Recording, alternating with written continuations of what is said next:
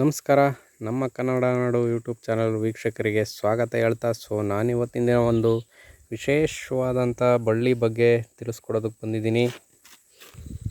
ನೋಡಿ, ನಮ್ಮ ಮುಂದೆ ಒಂದು ಬಳ್ಳಿ ಆಕಾರದಲ್ಲಿ ಇರ್ತಕ್ಕಂಥ ಒಂದು ಸಸ್ಯ ಇದೆ.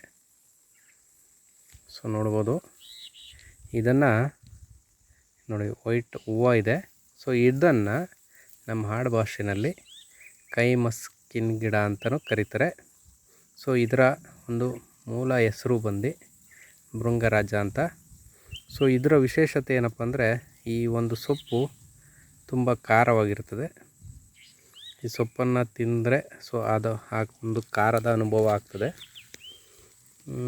ಅದನ್ನು ಹೊರತುಪಡಿಸಿ ಏನಿದು ಹಳ್ಳಿಗಳ ಕಡೆ ಕೈ ಮಸ್ಕ್ ಇಡ್ತಾರೆ ಅಂತಾರಲ್ಲ, ಕೈ ಮಸ್ಕು ಅಂದರೆ ವಿಪರೀತ ಕೆಮ್ಮಾಗೋದು, ಊಟ ಸೇರದೇ ಇರೋ ಅಂಥದ್ದು.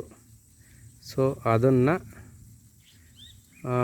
ನಾವು ಪತ್ತೆ ಹಚ್ಚಿ ಇದು ಒಂದು ಸೊಪ್ಪನ್ನು ಬೆಳಗಿನ ಮುಂಜಾನೆ ನಾವೇನು ಬೆಳಗ್ಗೆ ಹೇಳ್ತೀವಲ್ಲ, ಅಂಥ ಟೈಮಲ್ಲಿ ಬೆಳಗ್ಗೆ ನೀರು ಮುಟ್ಟಬಾರ್ದು. ತಣ್ಣೀರ ನಾವು ಮುಟ್ಟಿದಂಗೆ ಎಳನೀರಲ್ಲಿ ಈ ಒಂದು ಸೊಪ್ಪಿನ ರಸವನ್ನು ಹಾಕಿ ಕುಡಿಬೇಕು. ಯಾಕಂದರೆ ಈ ಸೊಪ್ಪನ್ನು ನೇರವಾಗಿ ಉಪಯೋಗಿಸೋದಕ್ಕೆ ಬರೋಲ್ಲ, ಯಾಕಂದರೆ ತುಂಬ ಖಾರವಾಗಿರ್ತದೆ, ಹಾಗೆ ನಮಗೂ ಕಹಿ ಅನಿಸುತ್ತೆ.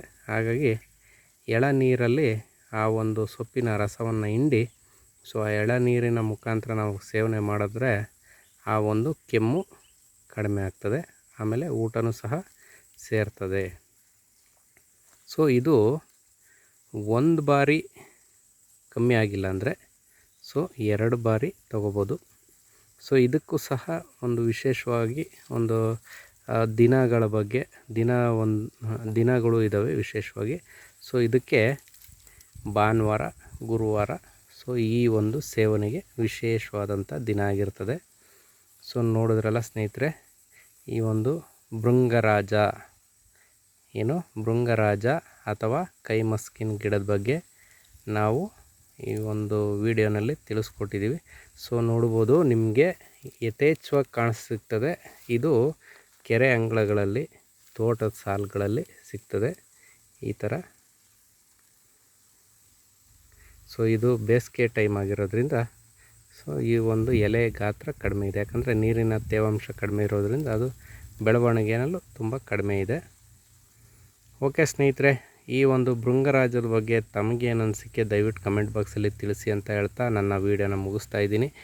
ಹಾಗೆ ಯಾರು ನನ್ನ ಚಾನಲನ್ನು ಇಲ್ಲಿನವರೆಗೂ ಸಬ್ಸ್ಕ್ರೈಬ್ ಮಾಡ್ಕೊಂಡಿಲ್ಲ, ಸಬ್ಸ್ಕ್ರೈಬ್ ಮಾಡ್ಕೊಳ್ಳಿ ಅಂತ ಹೇಳ್ತಾ, ಈ ಒಂದು ಬೆಲ್ಲನ್ನು ಪಕ್ಕದಲ್ಲಿರ್ತಕ್ಕಂಥ ಒಂದು ಗಂಟೆಯನ್ನು ಒತ್ತಿ ಹೊಸ ವೀಡಿಯೋಗಳನ್ನ ನೋಡೋದಕ್ಕೆ ಅನುವು ಮಾಡ್ಕೊಳ್ಳಿ ಅಂತ ಹೇಳ್ತಾ ನನ್ನ ವೀಡಿಯೋನ ಮುಗಿಸ್ತಾ ಇದ್ದೀನಿ. ಧನ್ಯವಾದಗಳು.